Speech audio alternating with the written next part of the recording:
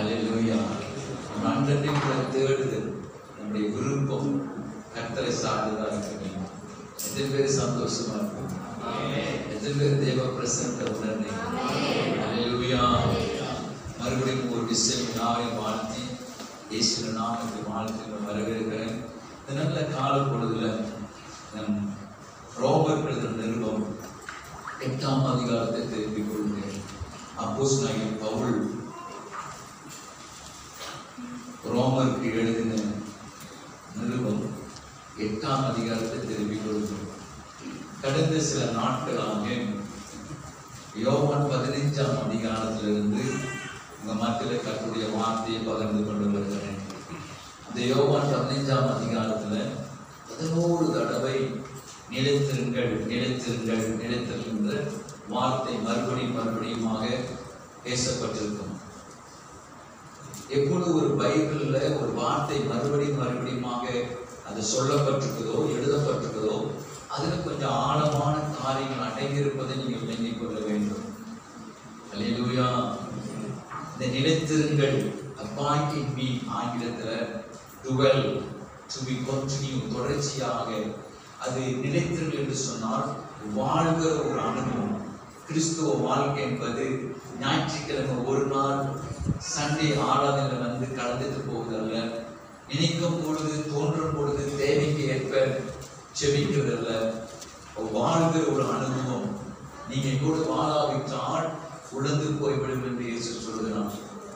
ஏற்கனவே நான் சொல்லிக் கொடுத்தது போல ஒருவர் மரிக்கும் பொழுது அவர் பேசுகிற வார்த்தை மிக ஆழமானதும் அர்த்தமுள்ளதாக இருக்கிறது. இயேசு கிறிஸ்து யோவான் 13ஆம் அதிகாரத்துல தான் அப்போஸ்தலரை விட்டு பிரிய போகிறதை மரிக்க போவதை சொல்கிறார். யோவான் 14:1 அவருடைய பிரிவை கேட்டு மரண செய்தியை கேட்டு அவர் இறுதியும் கலங்கிருந்தது. ஆகவே இயேசு அவரை பார்த்து உங்க உள்ளம் இறுதியை கலங்காது இருப்பதாக தேவனிடத்தில் விசுவாசம் உள்ளவர்களாயிருங்கள், என்னிடத்தில் விசுவாசம் உள்ளவர்களாயிருங்கள்.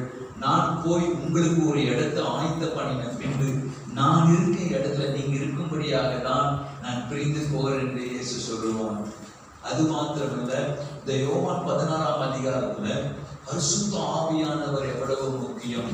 நான் போன பிறகு உங்களை ஆறுதல் படுத்துவதற்கு, உங்களை தேற்றுவதற்கு, உங்களுக்கு ஆலோசனை கொடுப்பதற்கு, உண்மையில சத்தியத்துக்குள் நடத்துவதற்கு, என்றென்றைக்கும் உங்களோடு கூட இருக்கிற ஒரு ஆவியானவர் இருக்கிறார் என்று சொல்லி அவளை பலப்படுத்தி ஸ்திரப்படுத்திட்டு யோவான் 15ஆம் அதிகாரத்துல முக்கியமான காரியம் சொல்லுவான்.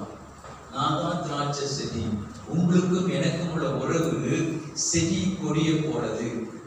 என்னோடு இணைஞ்சிருங்க, என்னோடு இணைக்கப்பட்ட ஒரு வாழ்க்கை, வாழ்கிற ஒரு வாழ்க்கை. என்ன வாழாம நீங்க வாழ முடியாது, என்ன இல்லாமல் நீங்க உழந்து போயிருவீங்க. ஒரு செடியை, ஒரு திராட்சை செடியை ஒப்பனையாக வைத்து, எக்ஸாம்பிளாக வைத்து இந்த உறவுக்குள் வாழ்கிற வாழ்க்கை. என் உறவுல இல்லாவிட்டால் நீங்கள் உயிரற்ற போய்விடுவீர்கள். 3 காலத்துல இயேசு கிறிஸ்து என்னோடு கூட சேர்ந்திருங்க, இணைந்திருங்க என்று சொல்வார். 1வது எண்ணில வாழுங்க என்று சொல்வார். அதுக்கு முன்பதாக யோவான் 15ஆம் அதிகாரத்தை வாசிக்கும் பொழுது நீங்க என்ன தெரிந்து கொள்ளல, நான் தான் உங்களை தெரிந்து கொண்டேன். அதுக்கு ஒரு நோக்கம் உண்டு. நீங்க போய் கனி கொடுக்கவும் கனியில நிலைத்திருக்கும். வருஷந்தோறும் ஒரு மரம் எப்பொழுதுமே சீசன் பிரகாரம் அது மரிக்கிற வரைக்கும், அந்த மரம் அல்லது அந்த செடி சாகிற வரைக்கும் அது கனி கொடுக்கிற மரமா இருந்தால் கனி கொடுத்துக்கிட்டே தான் இருக்கும். ஆகவே நீங்க போய் கனி கொடுக்க வேண்டியவர்கள், அந்த கனியில வாழ வேண்டியவர்கள், வாழ்ந்து கனி கொடுங்க. அதுதான் நாம தெரிந்து கொண்ட நோக்கத்தை சொல்லிவிட்டு 3 இடத்துல வாழ வேண்டும் என்று சொல்கிறார். அதாவது நிலைத்திருக்க வேண்டும் என்று சொல்கிறார். 1வது நீங்க மிகுந்த கனி கொடுப்பதற்கு. என்ன கனி? இயேசு என்னை கனியாக கொடுப்பதற்கு என்னை நிலைத்திருக்க என்று சொல்வார் யோவான் 15:5.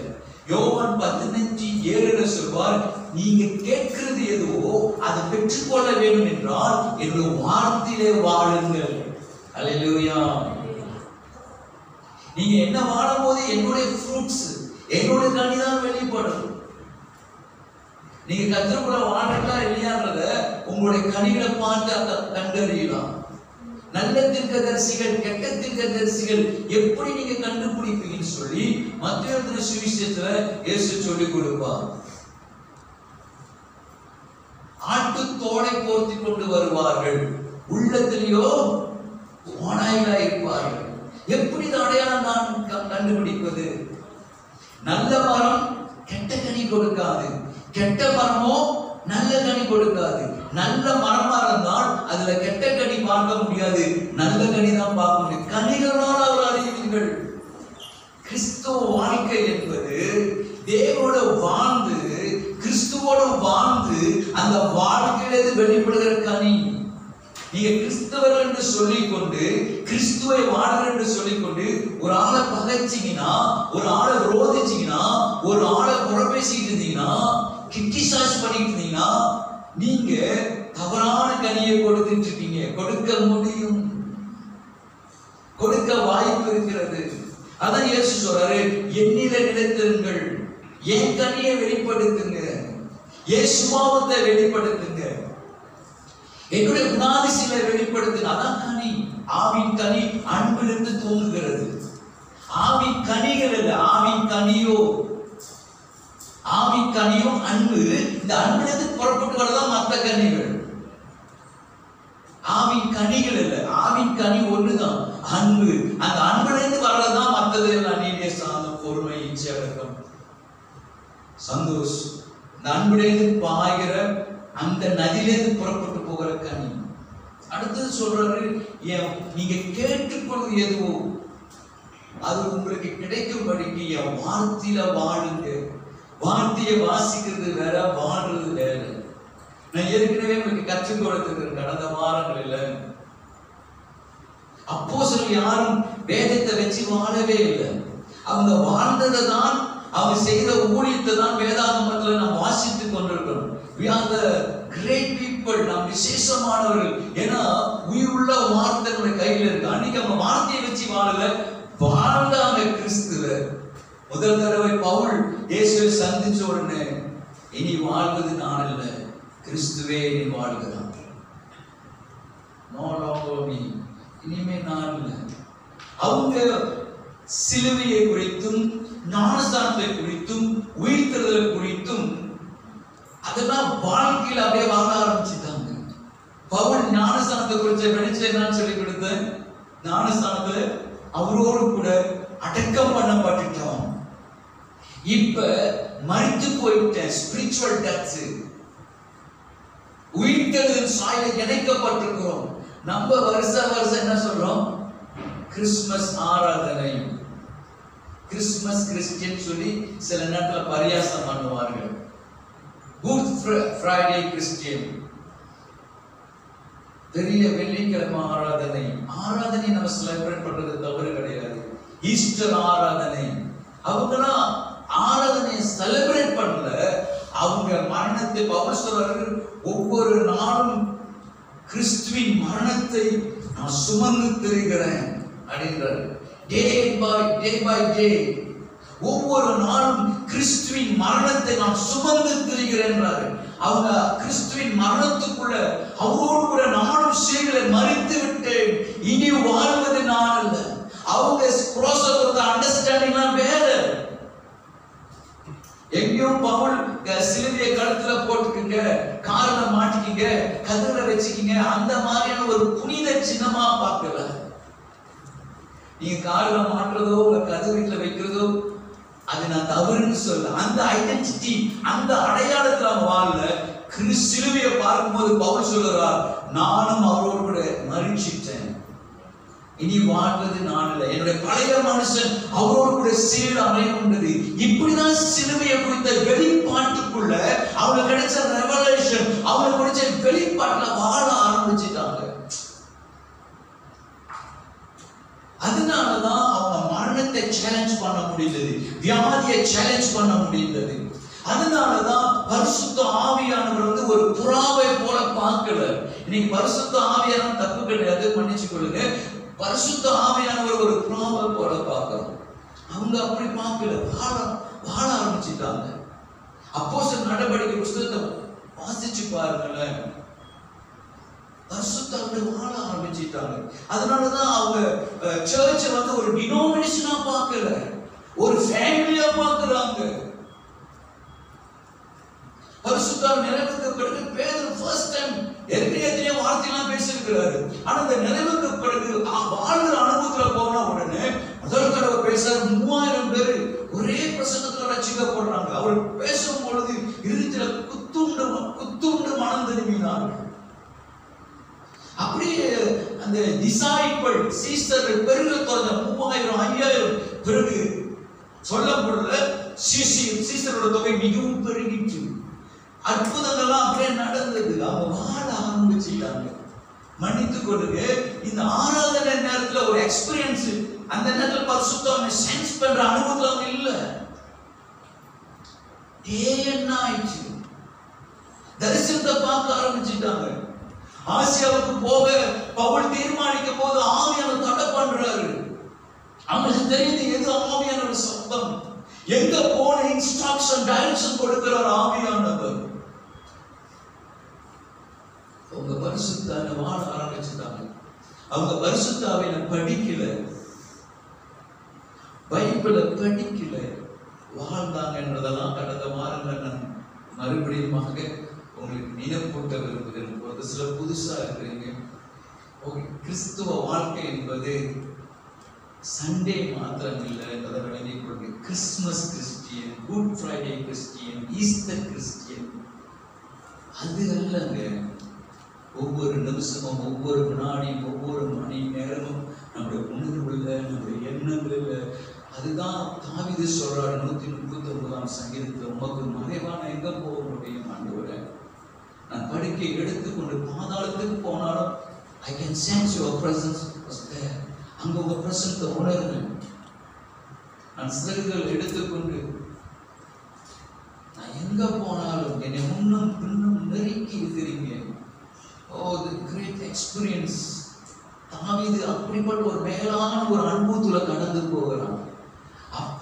அந்த மாதிரியான அனுபவத்துல போகும்போதுதான் நம்முடைய சூழ்ந்திருக்கிற பிரச்சனைகள் எல்லாம் லகுவாக சந்திக்க முடியும்.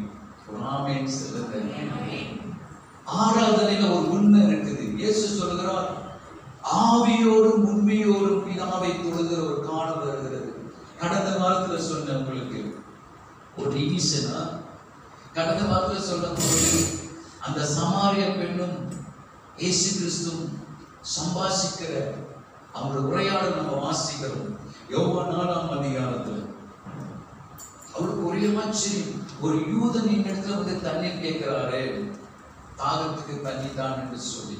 ஆனால் உண்மையிலே தாகம் இயேசுக்கு கிடையாது. இயேசு ஜீவ தண்ணீரை பற்றி பேசுகிறார். அந்த உயிர் உள்ள தண்ணி, தாகம் எடுக்காத ஒரு வாழ்க்கை. அந்த இடத்துல பேசிட்டு இருக்கும் போது இந்த பொண்ணு சொல்றாங்க, எங்க முன்னோர்கள் மலையில தொழுது கொள்கிறார்கள். ஆராதனைக்கும் வாழ்க்கைக்கு சம்பந்தம் இருக்கு. கடந்த வாரம் சொன்ன, நல்லா ஆராதிக்காதவர்கள் நல்ல வாழ முடியாது, நல்ல வாழாதவங்க நல்லா ஆராதிக்க முடியாது. ஆராதனை என்பது நம்ம தம்பி வந்து பாட்டு நடத்திட்டு நம்ம சேர்ந்து பாடணும், அது இல்லைங்க. ஆராதனை அது லைஃப சார்ந்தது. 4 பாட்டு பாடிட்டு சண்டே சர்வீஸ்ல பியந்திரமா பாட்டு பண்ணாங்க. ஒரு விதையை விதைக்கிறதுக்கு முன்பதாக அந்த விவசாயி என்ன செய்வார்னா, அந்த மண்ணை கொத்தி கிளறி அதில் இருக்கிற தேவைகள்லாம் எடுத்துட்டு மண்ணை பண்படுத்தின பிறகு முன்மாறி பின்மாறி, முதல் மழை 2வது மழை இருக்குது. விவசாயத்துக்கு முன்னு ஒரு சீசன், மழை சீசன் வரும். அதுக்கு பிறகு விதைச்ச பிறகு பின்மாறி பிற்பாடு ஒரு மழை வரும். அது யோவேல் புத்தகத்தில் சொல்லப்பட்ட முன்மாறி பின்மாறி நான் ஊற்றுவேன், மறுபடியும் நான் ஆவியை மாம்சமான யாவர்களை ஊற்றுவேன் என்று சொல்லி மழையை ஒப்பிட்டு ஆண்டவர் பேசியிருக்கிறார். ஆகவே நம்முடைய இறுதியில் நீங்க பல பிரச்சனையிலிருந்து கடந்து வருவீங்க. when you praise God, நீங்க தேவனை துதிக்கும் பொழுது, worship ஆராதிக்கப்படுவது, உங்க இறுதிதான் அவருடைய இறுதியோட கனெக்ட் பண்றீங்க. அதுதான் பிரதர் ஜெயக் முதல் ஆராதனை நடத்தின சத்தத்தோடு அவரை இசையோடு ஆராதிக்கிறோம். அந்த ஆழத்துக்குள்ள போகிற பிறகுதான் இப்ப நான் தேவனுடைய விதையை நான் விதைச்சிட்டு இருக்க வசனங்களை விதைக்கிறது. சோ இறுதியத்தை பண்படுத்துவதற்காக இது சண்டையில மட்டும் நிறுத்தக்கூடாது. யாரும் சொல்லி வர்ற பாட்டு பாச அவர் மேல வச்ச நேசம்.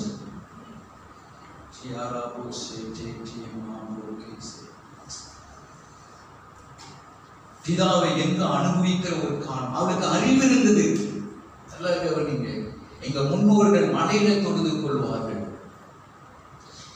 யூதர்கள் ஜெருசலம்ல, அங்கதான் தேவனுடைய ஆலயம் இருக்கிறது. இயேசு சொல்றார், ஜெருசலம் இல்ல. அறிவு இருமாப்ப உண்டாகும், அறிவு பெருத்தவன் நோவு பெருத்தவன். அறிவிலிருந்து நாம கூட இறையில படிச்ச தியாலஜி, இறைவனை படிக்கிறது வேற, இறைவனோடு பழகிறது வேற. வாழ்கிற ஒரு அனுபவம். அப்பதான் சொல்லிக் கொடுக்கிறாரு, அப்பா ஆவியா இருக்கிறாரு. ஏன்னா யூதர்கள் ஆபிரகாமின் தேவன், ஈசாக்கின் தேவன், யாக்கோபின் தேவன் என்று சொல்லிதான் அவங்களுக்கு அனுபவம் இருந்தது. ஆமோஸ் 5:6 எடுத்து வாசித்து பாருங்க. கர்த்தரை தேடுங்கள், அப்பொழுது பிழைப்பீர்கள். அதுக்கு முன்ன என்ன சொல்றாரு? கில்காலுக்கு போகாதீங்க. கில்கால் என்ன நடந்தது? யோர்தானை கடந்து வரும்பொழுது ஆண்டவர் சொல்வாரு, இந்த கரவொன்று ஓடுகிற யோர்தானை காப்பாற்றினதுக்கு அடையாளமாக, நாம் ஒரு அற்புதம் செய்ததுக்கு அடையாளமாக, 12 கோத்திரத்தின் அடையாளமாக 12 கல்லை எடுத்து நிறுத்தினீங்க. பிற்பாடு உங்க சந்ததி ஏன் இந்த கல்லில் இருக்குதுன்னு சொன்னா, இந்த கில்காலில நான் செய்த அற்புதத்தை உங்க பிள்ளைகளுக்கு விவரித்து சொல்லும்படி ஒரு அடையாளத்தை வைக்க சொன்னார். கில்காலுக்கு போகாதீங்க. இஸ்ரவேல் என்ன செஞ்சிட்டாங்க? ஆண்டவர் விட்டுட்டு இடத்தை பிடிச்சுக்கிட்டாங்க. கில்கால் இன்னைக்கு கூட பாருங்க, மதுரை மீனாட்சி கோயில்னா தமிழ்நாட்டுல பிரசித்தி பெற்ற கோயில். இன்னைக்கு மலேசியாவோட பிரதிஷ்டப்பட்ட கோயில் இது பத்துகே.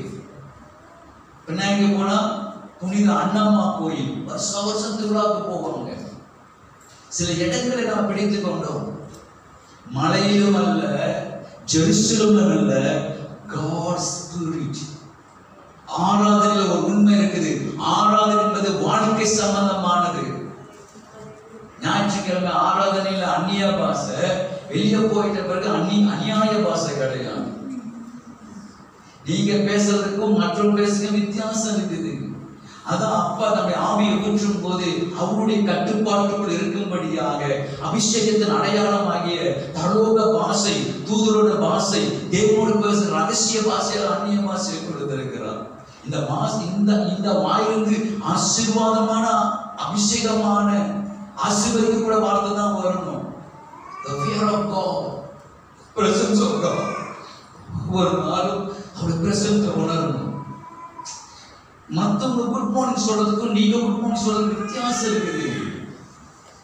நீங்க good morning, I sense the presence of God now. நீங்க குட் மார்னிங் சொன்னா அந்த ஆவியானவர் கலந்து இருக்கிறாரு. நீங்க பேசுறதுல ஜீவன் இருக்குது. இயேசு கலந்து இருக்கிறாங்க.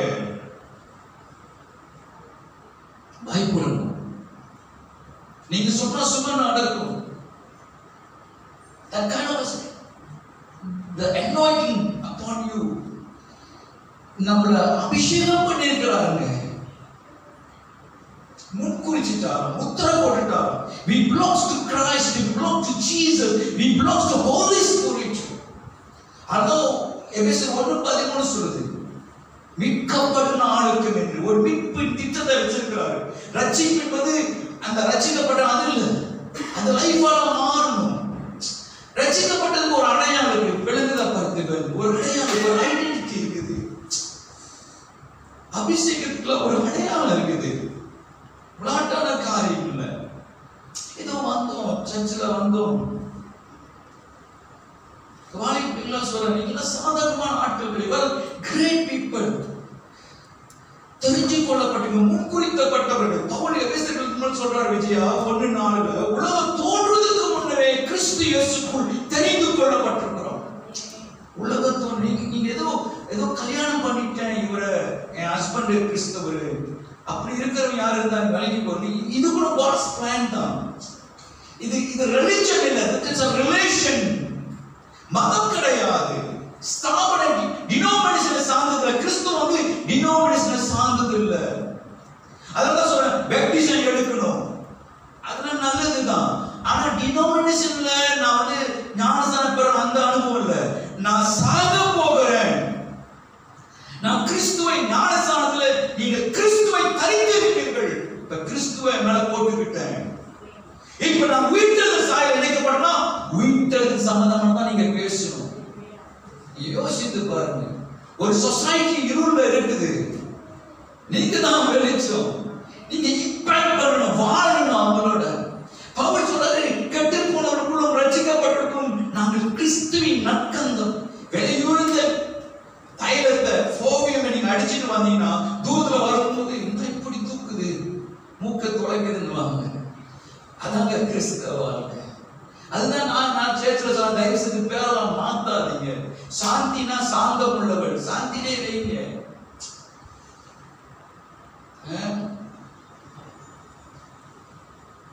விதவுட் அந்த பேர் இல்லாம உங்களோட உருவத்தை பார்க்கும் பொழுது, உங்களுடைய நடத்தையை பார்க்கும் போது, உங்களுடைய குணங்களை பார்க்கும் போது ஜனங்கள் சொல்லணும், ஐயோ கிறிஸ்டியன், நீங்க கிறிஸ்துவரை சார்ந்தவர்கள்.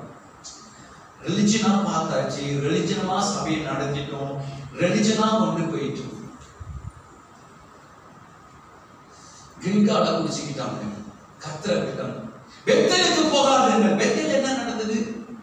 யாக்கோபு பெத்தேலுக்கு வரும்போது அது என்ன பட்டணம்? ஊஸ் என்ற பட்டணம். அங்க ஆண்டவர் தரிசனமான உடனே அவங்களுக்கெல்லாம் ஒரு பழக்கம் இருக்குது. ஆண்டவரை நினைக்கிறதுக்காக, ஆண்டவரை தியானிப்பதற்காக ஒரு அடையாளத்தை வச்சிருவாங்க. யாக்கோபு தான் சொல்றாரு, நான் திரும்பி வரும் பொழுது ஆண்டவர் என்னை ஆசீர்வதிப்பார் என்று சொன்னார். எனக்கு வருகிற எல்லா ஆசீர்வாதத்திலும் தசமபாகம் செலுத்துன்னு சொல்லி அவர் படுத்திருந்த அந்த கல்லை எடுத்து நிறுத்தி அதை எண்ணெயை ஊற்றி வார்த்து ஒரு பொருத்தனம் பண்றார். ஊஸ் என்ற பட்டணம் தேவனுடைய சந்திப்புக்கு பெத்தேலா மாறிடுச்சு. நீங்க கில்காலுக்கு போகாதுங்கள், பெத்தேலுக்கு போகாதுங்கள். பேசவா ஈசாக்கின் காலத்துல பெலிஸ்தர்கள் பொறாமை கொண்டு எதிர்த்து வரும் பொழுது அந்த நாட்கள்ல ஆண்டவர் ஒரு அற்புதம் செய்யறார். ஈசாவோட வாழ்க்கையில அந்த இடத்துல பலிபீடத்தை கட்டி பேசவான்னு பேர் வைக்கிறாங்க. ஆமோஸ் காலத்துல ஜனங்க என்ன செஞ்சிட்டாங்கன்னா, தேவனை வாழலை விட்டு கில்காலுக்கும் பெத்தேலுக்கும் பேசவாவும் போயிட்டாங்க. அதான் ஆமோஸ் தீர்க்கதரிசி ஆண்டவர் எழுப்பி, கில்காலுக்கு போகாதீங்க, பேசவாவுக்கு போகாதீங்க, பெத்தேலுக்கு போகாதீங்க, கர்த்தரை தேடுங்கள் வாழ்வீர்கள். நமக்கு இடம் இல்லை, இடத்தை பெரியவர். ஆமென். ஜெருசலம் அல்ல, மலைகள் அல்ல, God's Spirit. காற்றை போல இருக்கிற, காற்று இல்லாத இடமே இல்லை.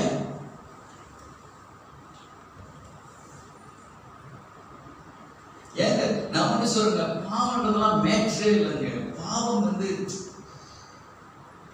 அதுக்கு பலனே இல்லை. என்னைக்கு இயேசு வந்தாரோ அன்னைக்கு அதுக்கு வந்து ஃபுல் ஸ்டாப் வச்சாச்சு. நீங்க அவரை வாழ்ந்தீங்கன்னா அவர்களை வாழ வைப்பாரு, அவரை போல வாழ வைப்பாரு, தூய்மையா வாழ வைப்பாரு, பரிசுத்தமா வாழ வைப்பாரு. இந்த குடி, ட்ரக்கு, இந்த ஸ்மோக்கிங் ஒண்ணு இல்லைங்க.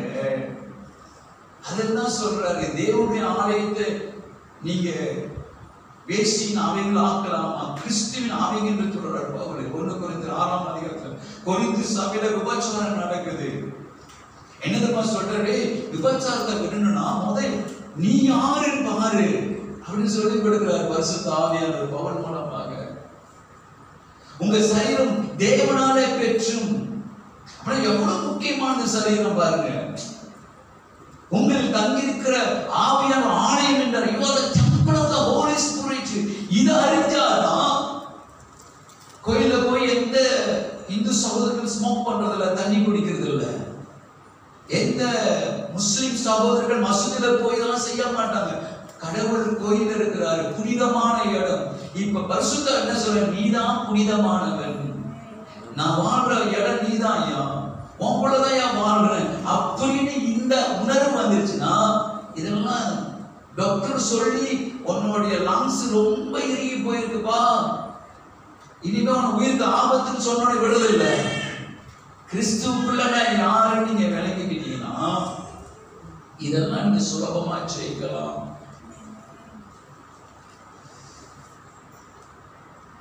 வாழ ஆரம்பிங்க. ஒருத்தர் வாழ்ந்துட்டு இருக்கிறாரு. அதே போலதான் வாலிப பிள்ளைங்களுக்கு சொல்றேன், நீங்க ஸ்கூல்ல போகும்போது உங்களுக்கு சோதனைகள் டெம்டேஷன் வரதான் செய்யும். பட் உங்களுக்கே உங்களை பத்தி தெரியலன்னா உலகம் உங்களை யாரும் தெரிஞ்சுக்கணும். உங்களுக்கு தெரியணும் நீங்க யாருன்னு. உங்க அப்பா அம்மா யாருன்னு தெரியணும். உங்க அப்பா அம்மா எவ்வளவு கஷ்டப்படுறாங்கன்னு தெரியும். இதெல்லாம் உணர்ந்தீங்கன்னா உன் படிப்புல நீ கவனம் செலுத்துவ. எங்க அப்பா எவ்வளவு கஷ்டப்பட்டு அன்பு செய்து எவ்வளவு என்னை நம்பி ஸ்கூலுக்கு அனுப்புறாரு. ஒருவேளை ஒரு பாய் ஃப்ரெண்ட் ஒரு கேர்ள் ஃப்ரெண்ட் வந்து உங்களுக்கு வந்து ப்ரொபோசல் பண்ணாலும் நீங்க முதல்ல யோசிங்க, எங்க அப்பாவோட அனுமதி இல்லாம எங்க அப்பாவுக்கு தெரியாம எங்க அப்பா அனுமதி கொடுக்காம இங்க நீங்க அனுமதி கொடுக்க மாட்டீங்க. ஏன் தெரியுமா? அதுக்கு காரணம் நீங்க உங்க அப்பா மேல வச்சுக்க மதிப்பு கனம். உங்களுக்கு தெரியுமா ஆண்டவர் உங்களை என்னை எவ்வளவு மதிக்கிறாரு, எவ்வளவு ரெஸ்பெக்ட் பண்றாரு.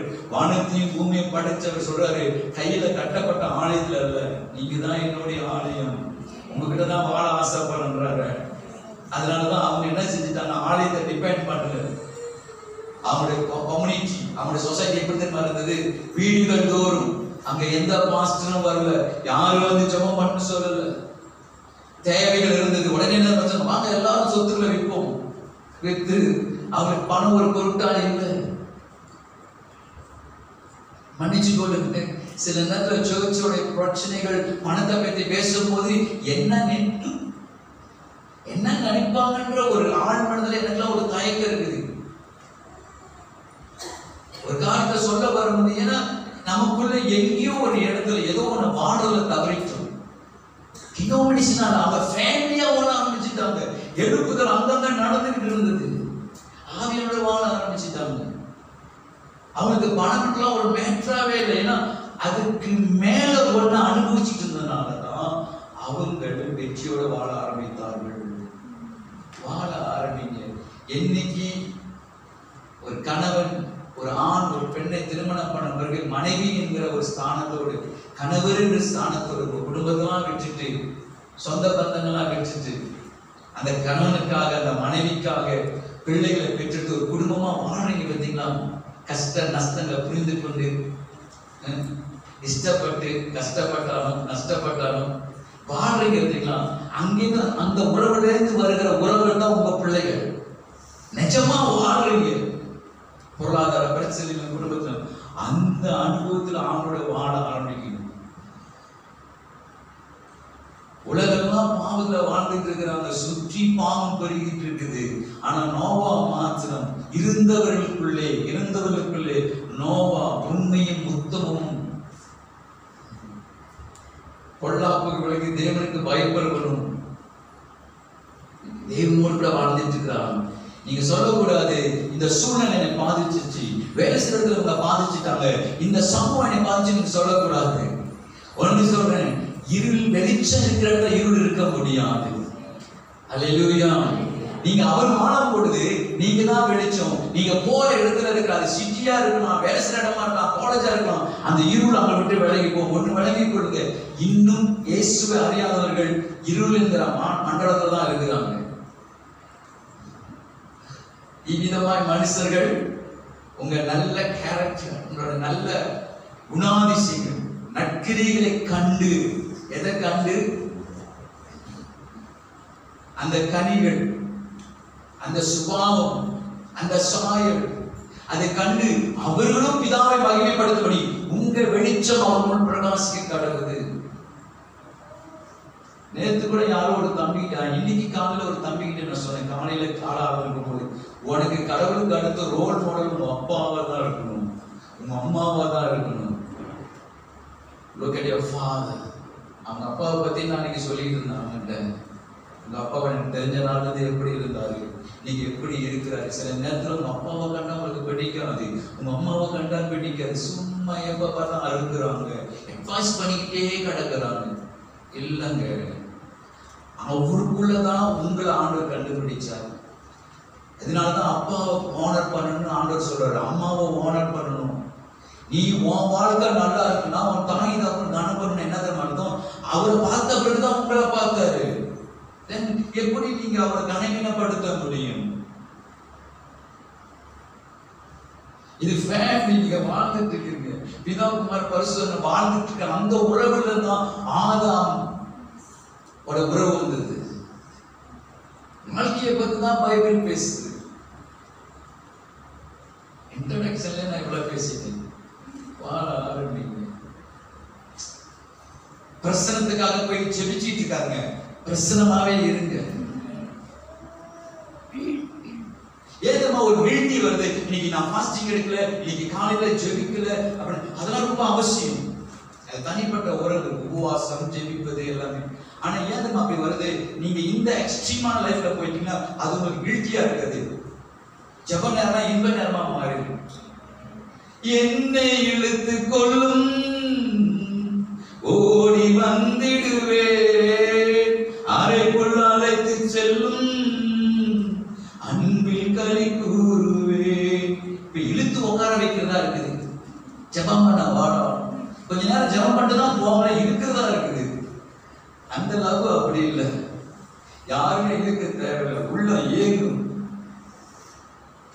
ஏக்கம் எல்லாம் என்ன பண்ண நீங்க தான் அந்த அனுபவத்துல போகணும். அதான் போன வாரத்துல நான் சொல்லும்போது சொன்னேன், நமக்கு 2 பேர் இருக்கிறாங்க. ஆத்துமாவுடைய ஆவியின் மனுஷன். இந்த சரீரம் புறமான மனுஷன் அழிந்து போனாலும் உள்ளான மனுஷன் நாளுக்கு நாள் புதுப்பிக்கப்படுகிறான். எப்பக்கம் நெருக்கப்பட்டாலும் ஒடுங்கி போவதில்லை, மனம் தளர்ந்து போவதில்லை.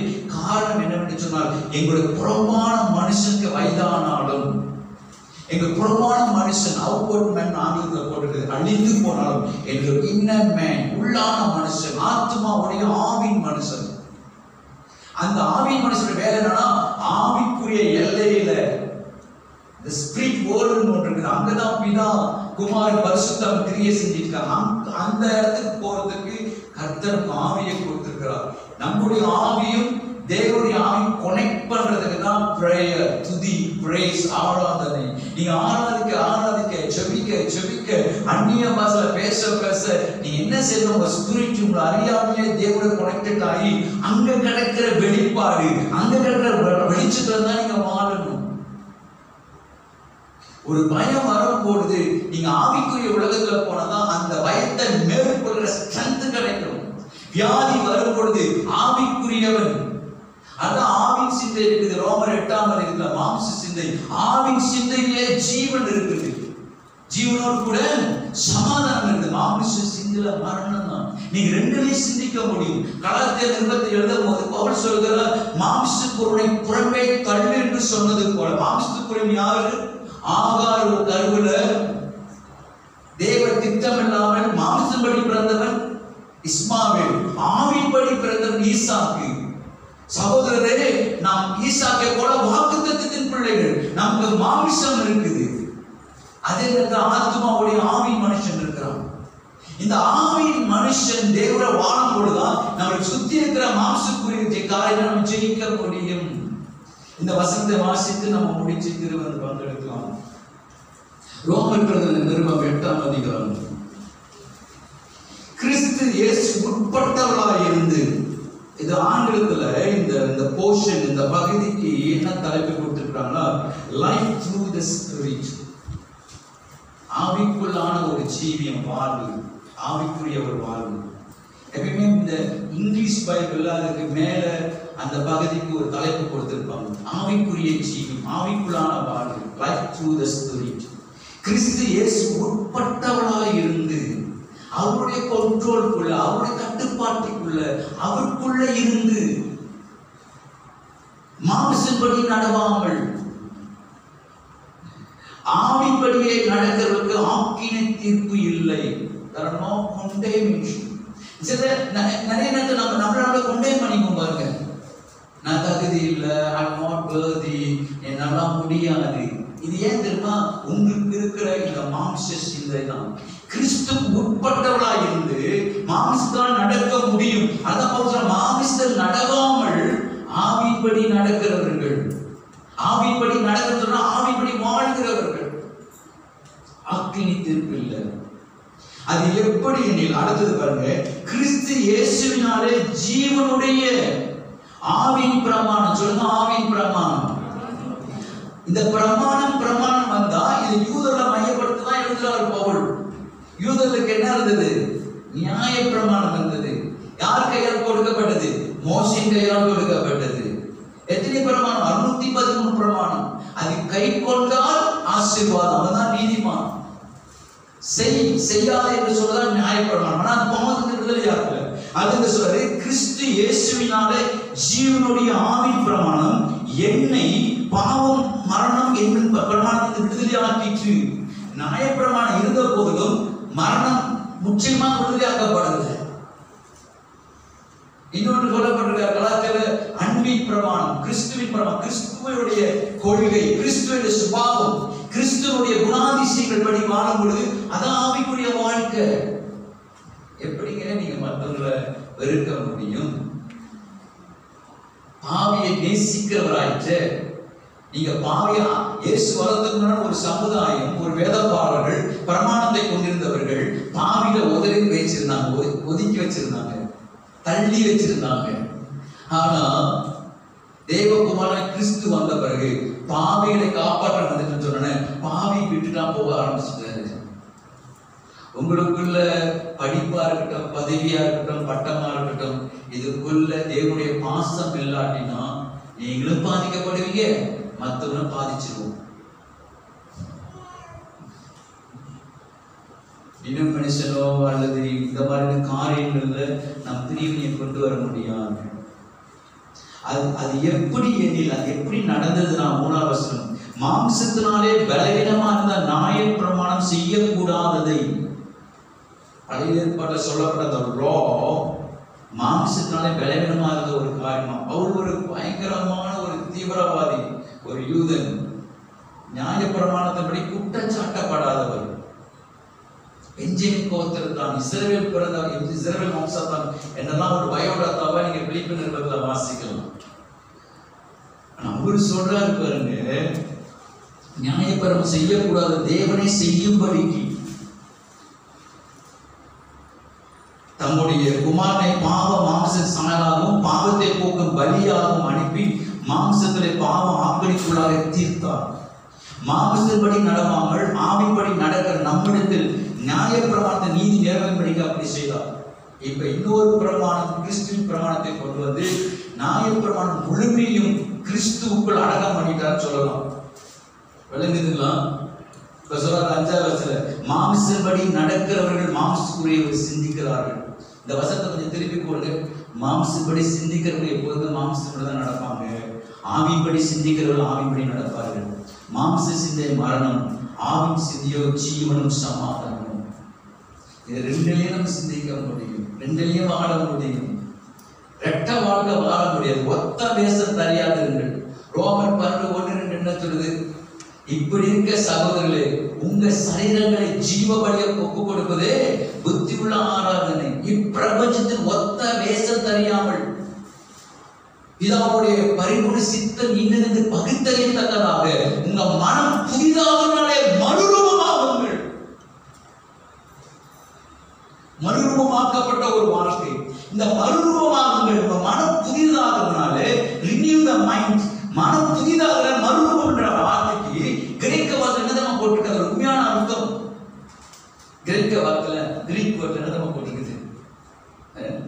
ஒரு புழு மண்கூட்டுல இருந்து அது புழுவா இருக்கும் போது யாராச்சும் எடுத்து விளையாடுங்களா? பார்க்க அருவருப்பா இருக்கும், ஏதோ புழுன்னு. ஆனா அந்த புழு மண்கூட்டுல இருந்து என்ன செய்யுமா? அது உருவத்தை மாற்றி மாற்றி மாற்றி கடைசியில பட்டர்ஃப்ளை ஆயிருக்கும். அந்த புழு வண்ணாத்து பூச்சியாக பட்டர்ஃப்ளை ஆனோன்னு அது மண்ணுக்குள்ள இருக்காது. எங்க உட்கார்ந்து இருக்கும்? பார்க்க அழகாக செடியில உட்கார்ந்து இருக்கும். சாகும் போது அது மண்புழு இடத்துக்கு போகாது, அது பட்டர்ஃப்ளைவே செத்து போயிடும். மனம் புதிதாகிறதுனால மரணம் நம்மளை சந்திக்கிற வரைக்கும் கிறிஸ்துவுக்கு அந்த மகிமையான வாழ்க்கை வாழணும். மறுபடியும் நீங்க புழுவா போக முடியாது. அந்த புழு பட்டர்ஃப்ளை ஆன பிறகு, வண்ணாத்து பூச்சி ஆன பிறகு, அதுதான் அந்த கிரீக் வார்த்தை தான் சொல்லப்பட்டிருக்கிறார். அதுதான் மறுரூபமாக்கப்பட்ட ஒரு வாழ்க்கை, மகிமையான ஒரு வாழ்க்கை. மறுபடியும் நீங்க பின்னாடி திரும்பி பார்க்க முடியாது, பார்க்க கூடாது. உலகத்தோட ஒத்த தேசம் தெரியாமல் you are something different person. கிறிஸ்து மாம்சமா வந்ததுக்கு ஒவ்வொன்றாம் மரிச்ச பிறகு என்னது? மகிமையின் சரீரம், உயிர்த்தெழும் சரீரம். அதுதான் அந்த அந்த பெண்மணி யாரு? 7 பிசாசுகள் துரத்தப்பட்டாங்க. மகதலேன் மரியாள் இயேசு உயிர்த்தெழுந்தவர் கல்லறைக்கு போறேன்னு என்னை தொடாத நான் பிதாவிட்ட போகிறேன்னு சொல்லுவாரு. மகிமை அடைந்த சரீரம், மகிமையான ஒரு ஜீவியம், மகிமையான ஒரு வாழ்க்கை. புரியுதுங்களா? பைபிள் வாசிக்கிறது இல்லை, வாழணும். மாம்ச சிந்தை மரணம், ஆவின் சிந்தை ஜீவன சமாதானம். எப்படி என்றால் மாம்ச சிந்தையில இருக்கும் பொழுது அது தேவனுக்கு விரோதமான காரியங்களை செய்ய ஆரம்பிச்சு, தேவனுக்கு விரோதமான பகை. அது தேவனுடைய நியாயப்பிரமாணத்துக்கு கீழ்ப்படிய கூடாமல் இருக்குது. சில நேரத்துல மன்னிக்குன்னு சொன்ன சிவா மன்னிக்கு கஷ்டப்படுவாங்க பாருங்க.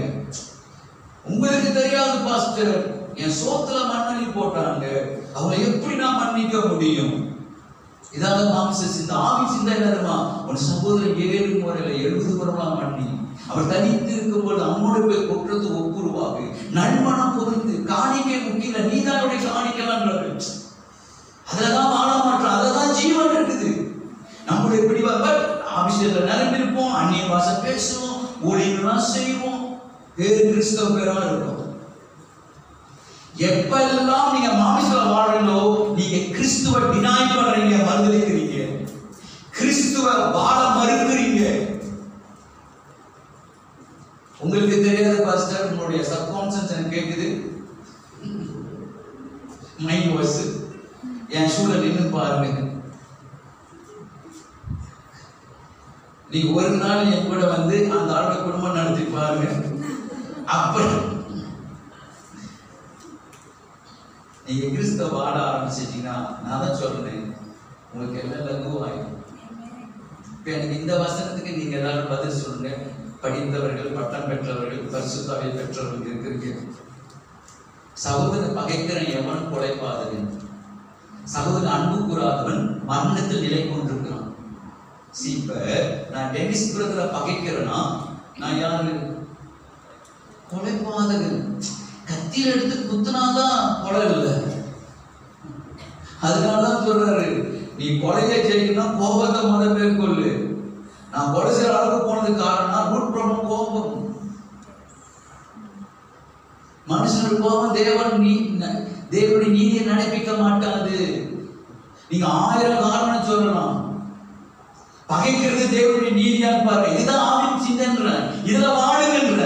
நீங்க இதுல வாழாம கசப்புல வாழும்போது உங்களுடைய உயிரணுக்கள் பாதிக்கப்பட்டு அது கேன்சரா ப்ரொடியூஸ் பண்ணுது.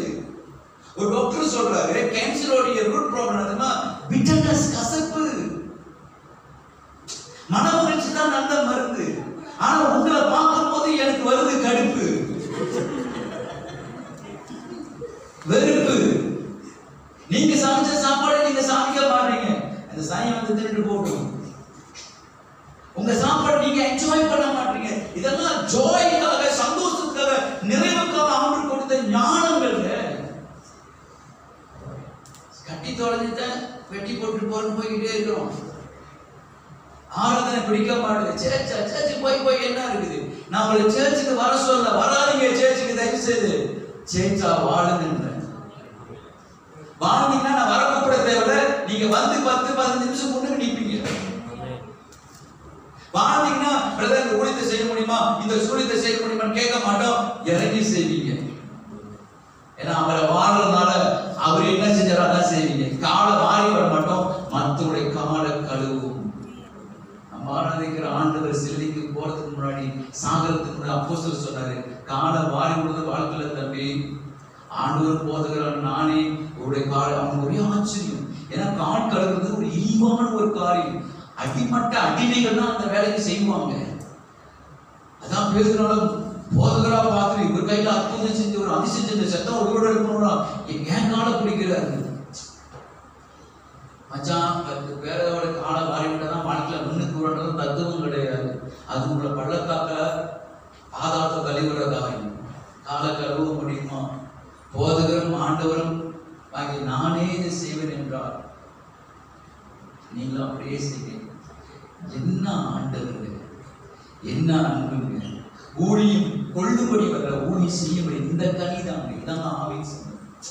நீங்க இதெல்லாம் இந்த மாதிரி இந்த மாம்ச சிந்தையில நான் போகும் போதெல்லாம் நான் கிறிஸ்துவை பகைக்கிறேன், அது தேவனை பகைக்கிற அர்த்தமா இருக்கு. அது தேவனுடைய நியாயப்பிரமாணத்துக்கும் கீழ்ப்படி கூடாம இருக்குது. மாம்சத்துக்கு உட்பட்டவர்கள் தேவனுக்கு பிரியமா வாழ முடியாது. நீங்களே ஸ்ட்ரகிள் பண்ணிட்டு இருக்கீங்க. கடைசியா சொல்லி முடிக்கிறேன். தேவனுடைய ஆவி உங்களில் வாசமாய் இருந்தால், கோமல் இருக்குதா? இருந்தால் தேவனுடைய ஆவி உங்களில் வாசமாய் இருந்தால் நீங்கள் மாம்சத்துக்கு உட்பட்டவராயிராமல் ஆவிக்கு உட்பட்டவராய் இருப்பீர்கள். தேவனுடைய ஆவி உங்களில் வாசமா, இதெல்லாம் உட்கார்ந்து கண்ண மூடி இருக்குதான். எந்த ஆவியை பெற்றுக்கிறோம்? ஒரு சமயம் ஒரு கிராமத்துக்கு போகும் பொழுது இந்த கிராமத்தில் உள்ள இயேசு என்ன செய்யல, சீஷர்ல அனுமதி கொடுக்கல. உடனே சீஷர் யாக்கோபு யோவான் என்ன சொல்றாங்க, ஆண்டவரே எங்களுக்கு உரிமை கொடுங்க, ஒரு வார்த்தை சொல்லுங்க, எலியா வானத்துல இருந்து நெருப்பு கொண்டு அழிச்சது போல என்ன செஞ்சிடும், அழிச்சிடும். இயேசு திரும்பி பார்த்து, என்ன ஆவி உடையவர்கள், மனுஷகுமார் அழிக்கிறதுக்கு இல்ல ரட்சிக்கவே வந்தார் என்பதை போய் கற்றுக்கொள்ளுங்க. அந்த ஆவி உங்களில் இருந்தால், காப்பாற்றுகிற ஆவி, ஆசீர்வதிக்கிற ஆவி, அன்பு பாராட்டுகிற ஆவி, அப்பாவை போல இயேசுவை போல ஆவியானவர் போல இருந்தால் நம்ம மாம்சுக்கு உட்பட்டவராக இல்லாமல் ஆவிக்கு உட்பட்டவராக இருக்கிறீர்கள். கிறிஸ்துவின் ஆவி இல்லாதவன் அவருடைய நல்ல. நீங்க கிறிஸ்துவராக இருக்கிறதுக்கு தான் அப்பா பிதாவே, கலாத்திய 4:6-7 அப்பா பிதாவை என்று கூப்பிடுகிற குமாரனுடைய ஆவி என்று கொடுத்திருக்கிறார். நமக்குள்ள 3 ஆவி இருக்கு. பிதாவுடைய ஆவி, கிறிஸ்துவின் ஆவி, பரிசுத்த ஆவி. நீங்க எவ்வளவு ஒரு பெரிய மேன்மையான பாருங்க. இந்த ஆவியில வச்சுக்கிட்டு எப்படி சிவான ஒருத்தவங்க கொதிக்க முடியும், ரோதிக்க முடியும், பகைக்க முடியும், அசைக்க வைக்க முடியும். இந்த வாழ்க்கைக்குள்ள வாழ்ந்துச்சுன்னா நீங்க மகிழ்ச்சியான ஒரு வாழ்க்கை வாழ்வீங்க. உங்களுக்கு ஒரு நிச்சயம் இருக்கும், கான்ஃபிடென்ட் இருக்கும். பரலோக நாளைக்கு இயேசு வந்துருவார், வரப்போறார் மனதில் இந்த இதெல்லாம் கண்டு நீங்க பயப்பட மாட்டீங்க. உங்களுக்கு தெரியும் இயேசுவின் வருகையில ரட்சர்ல நான் எடுத்துக்கொள்ளப்படுவேன். மரணத்தை பத்தி நீங்க உலகம் பயப்படும், நீங்க பயப்பட மாட்டீங்க. ஆமென். கற்றுக்கொண்டீங்களா? அப்பாவோட அன்பு புரியுதான். அப்பாவை வாழ ஆரம்பிங்க. ஆராதனையில பெறாதீங்க, அனுபவமாக்கிருங்க. வேலை செய்யற இடத்துல இருக்கிறாங்க, நீங்க ஒண்டியா போகல. நீ நினைக்கிறீங்களா நீ கடந்து போற பிரச்சனை நீங்க ஒண்டிதான் போறீங்க? ஆவியா நம்மளுக்குள்ள இருக்கிறாங்க. அதுதான் பைபிள்ல போட்டிருக்கு, பரிசுத்தாவை துக்கப்படுத்துறாதீங்க. நம்ம ஒரு ஆளை துக்கப்படுத்தும் போது சேர்ந்து ஆவியாக கண் கலங்குறாரு. மனைவி கண் கலங்கும் பொழுது ஆவியான கண் கலங்குறார். வாலிப பிள்ளைகள் சொல்றாங்க, அப்பா அம்மா கண் கலங்கும் போது ஆவியான கூட சேர்ந்து கண் கலங்குறார். அந்த சென்ஸ், அந்த உணர்வு இல்லாதனால்தான் அப்பா தானே அந்த ஆள் கலங்குறாரு. வேலையே இல்லை. உங்க அப்பாவுக்குள்ள, அம்மாவுக்குள்ள, உங்களுக்குள்ள. அதான் சொல்றேன், பிள்ளைங்களை கூட பேரண்ட்ஸ் நீங்க கண்டமானா திட்ட முடியாது. என்ன போல ஒரு பாவகாரன் நீங்க பார்த்துருக்கே மாட்டீங்க, பெருமை பிடிச்சவனை பார்த்துருக்கே மாட்டீங்க. செம்ம பிராய்த்து, செம்ம கோபம். என்னுடைய வாழ்க்கையில் நடந்த ஒவ்வொரு இன்சிடென்ட்ல பொய்யவன் வீட்டில் இருக்கிற பாத்திரத்தை மாரி உடைச்சு உருவாக்கணும். இந்த புல்பீட்ல இருந்து சொல்றேன், ஆவியான சாட்சி வச்சு சொல்றேன், 6 மேலே எனக்கு விரோதம். யாரும் அப்படி செஞ்சா கேட்டவரை எனக்கு சிரிப்பு தான் வருது. அப்படிதான் இருந்தா எப்படி நடந்து கொள்வாரு, ஆவியானவர் இருந்தா எப்படி நடந்து கொள்வாரு. இந்த மேகா சர்ச், இந்த பேரு, இது ரெஃபரன்ஸ் நத்திங். அவருக்கு முன்ன ரொம்ப நல்லா இன்னைக்கு இந்த அருமையான ஆகஸ்ட் மாதத்துல 2ஆம் தேதி நம்ம ஆரம்பிக்கிறோம், தோன்றுகிறோம். அவருடைய உயிர்த்ததின் சாயில் இணைக்கப்பட்டு அவரோடு கூட மறித்த உணர்வோடு கூட ஒரு புதிய வாழ்க்கை. கடைசி ஒரு வார்த்தை சொன்னாங்க, ரோமர் 8:28-29. தேவன் எவர்களை முன்னறிந்தவர். எல்லாரும் வாசிப்போமாக மட்டும். ரோமர் 8ஆம் அதிகாரம் 29ஆம் வசனம். தேவன் எவர்களை முன்னறிந்தாரோ கிறிஸ்துவின் சாயலுக்கு ஒப்பாயிருக்க. இந்த வசனத்தெல்லாம் நீங்க மனப்பாடம் பண்ணி ஜெபிக்கணும். வாசிக்கிறீங்களா? எல்லாரும் ஒன்று சேர்ந்து வாசிக்கணுமா? தேவன் எவர்களை முன்னறிந்தாரோ அவர்களை கிறிஸ்துவின் சாயலுக்கு. 29 தம்முடைய குமாரன் அநேக சகோதரருக்குள்ள முதல் பேரானவராக இருக்கும் பொருட்டு அவருடைய குமாரன் இயேசு கிறிஸ்து அநேக சகோதரருக்குள்ள ஃபர்ஸ்ட் போனாக முதல் பேராக இருக்கும் பொருட்டு தேவன் எவ்வளவு முன்வணித்தாரோ அவர்களை தமது குமாரனுடைய சாயல் ஒப்பார்ப்பதற்கு முன் வைத்திருக்கிறார். குமாரனுடைய சாயல். அப்ப இதுக்கு முன்ன இருந்த சாயல் என்ன சாயல்? யாருடைய இமேஜ்? ஆதாமுடைய சாயல், ஆவ சாயல், விழுந்து போன சாயல், மரணத்தை சம்பாதித்துக் கொண்ட சாயல். இப்ப நம்ம எல்லாரும் யார் நோக்கி பார்க்கணும்? கிறிஸ்துவை நோக்கி பார்க்கணும். கிறிஸ்துவாக வாழணும். ஒரு ஹஸ்பண்ட் கிறிஸ்துவ போல, ஒரு மனைவி கிறிஸ்துவ போல, பிள்ளைகள் கிறிஸ்துவ போல. நீங்க பாருங்க அந்த இடத்துல எப்படி இருக்கு அந்த குடும்பம் பாருங்க. நம்முடைய வீம்பு விட்டு கொடுக்க மாட்டேன். என்னங்க, சிங்காசனத்தை விட்டு சிலுவைக்கு வந்தாரு, விட்டு கொடுத்தாரு. பிதா மகனை விட்டு கொடுத்தாரு, மகன் உயிரை விட்டு கொடுத்தாரு, ஆவியான வரங்களை விட்டு கொடுத்தாரு. சாதாரண கூட கொஞ்சம் மன்னிக்கிறதுக்கு, மனைவி மன்னிக்கிறதுக்கு விட்டு கொடுக்க முடியலன்னு சொல்லி கிறிஸ்துவன்னு சொல்றீங்க. அது எவ்வளவு பேர் ஒரு அவமானம் ஆம்பளுடைய நாமத்துக்கு, ஆம்பளுடைய பேருக்கு சொல்லி பாருங்க. விட்டு கொடுத்தல என்னங்க போது? அவங்களாம் விட்டு கொடுத்தாங்க. விட்டு கொடுக்கிற தேவனை ஆராதிக்கிறோம். நீங்க விடாபடியா குடிச்சிட்டு எந்த விதத்துல இது நியாயம்? அதனாலதான் இன்னைக்கு வியாதியை உங்களுடைய வருமானத்தை வியாதிக்கு விரயம் பண்ணிக்கிட்டு விளைச்சல் இல்லாமல் வரும் தரித்திரத்தை வாழ்ந்துக்கிட்டு ஏன் ரொம்ப நாளா இந்த பண பிரச்சனை இருக்குது? ரொம்ப நாளா உடம்புல ஒரு வியாதி இருந்தா பார்த்து என்ன செய்யும்? ஒரு ஸ்பெஷலிஸ்ட போகும். அவர் என்ன செய்வார்? பிளட் டெஸ்ட், யூரின் டெஸ்ட், எல்லாம் டெஸ்ட் முடிஞ்சதான் உங்களுக்கு டெம்டேஷனே காத்திருக்கு. சொல்லுவாங்க, இந்த growth இருக்குது, இங்க ஒரு கட்டி வளர்ந்துருக்குது, இங்க ஒரு கட்டி குட்டி போற நிலைமையில இருக்குது, இதை வெட்டி எடுக்கலன்னா இப்ப 5000 வெள்ளி, 10,000 வெள்ளி. அது நம்ம பாருங்க, மெடிக்கல் கார்டு எடுத்து வச்சிருக்கு, நல்லது தான், தப்பு கிடையாது. ஆனா என்னைக்காச்சும் வியாதி வருன்ற ஒரு வெளிச்சம் இருக்குது. அது யோசித்து பாருங்க. எங்க ஆண்டவரே, நேற்று ஒரு சகோதரரை சந்திச்சேன். அவர் சொல்றாரு, நான் இப்படி ஆசீர்வாதமா இருக்கிறதுக்கு காரணம் ஆண்டவர் பாஸ்டர். ஆண்டுக்கு கொடுக்கிறது, ஆண்டு மேல இருக்கிற விசுவாசம் சொன்னார். அதுக்கப்புறம் தான் இருக்கிறாரு. எனக்கு என்ன பிரதிபலன் ஜனங்க செய்வான்னு முக்கியம் இல்லை, நான் செய்வத ஆண்டவருக்கு நான் செய்யறேன். நீங்க உட்கார்ந்து கொஞ்சம் ஒரு பரிசோதனை பண்ணி பாருங்க, ஒரு டெஸ்ட் பண்ணி பாருங்க. நீங்க பெஸ்டா இருவீங்க. டெஸ்ட் பெஸ்ட் தான். எந்தெந்த இடத்துல ஏன் இவங்களால சிநேகிக்க முடியல? ஒரே ஒரு சாட்சி சொல்லலாம். இடையில ஒரு குடும்பத்துக்கு நம்ம சபையை சார்ந்தவர்கள் பேச்சு போனே ஒரு பொண்ணை ஒரு சகோதரியை பார்த்தோம், ஒரு பொண்ணை பார்த்தேன். அந்த பொண்ணு டிவோர்ஸ் ஆயிருக்கு, கிறிஸ்டின் குடும்பம். அப்பா வந்து ஒரு போக்கு அந்த அப்படியே உள்ளலாம் உடைஞ்சிருச்சு. நான் என் மகளை யோசிச்சு பாக்குறேன். எனக்கு ஒரு மகளை கட்டி கொடுத்து என் மருமகன் இப்படி ஒரு காரியம் செஞ்சிருந்தா என் மகளுடைய நிலைமை என்ன இருக்கும்? எங்கெங்க போச்சு? இப்ப அவர் இன்னொரு கல்யாணம் பண்ணிட்டாரு. கேள்வி. அந்த பொண்ணு உடைஞ்சி போயிருக்கு. ரொம்ப லட்சணமான நல்ல அறிவான பிள்ளை. எங்கதான் போச்சு கிறிஸ்துவம்? கிறிஸ்துவம் எதை நோக்கி போயிட்டு இருக்குது? இப்ப மீடியா காலம் இன்னும் என்ன? இப்ப ஏன் கல்யாணம் பண்ணி அவருக்கு குழந்தை பிறந்து அவங்களுடைய காலம் நின்று பேசுவான்னு தெரியல. அப்படிப்பட்ட ஒரு ஸ்பீடான வேர்ல்ட்ல போயிட்டு இருக்கோம்னா நம்முடைய கிறிஸ்துவத்தின் அஸ்திவாரம் எப்படி இருக்கு போது நீங்க யோசிச்சு பாருங்க. இங்கேயோ ரொம்ப இடத்துல கொஞ்சம் உட்கார்ந்து சிந்திச்சு பரிசோதனை பண்ண வேண்டியது இருக்குது.